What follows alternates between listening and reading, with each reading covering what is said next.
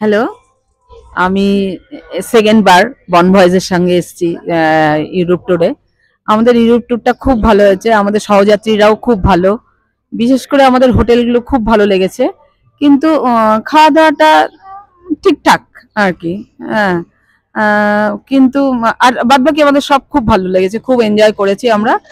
আর বিশেষ করে শাওকে আমার ভীষণ ভালো লেগেছে, খুব ভালো মানুষ। হ্যাঁ, খুব ভালো মানুষ, খুব ভালো আমাদের সঙ্গ দিয়েছে।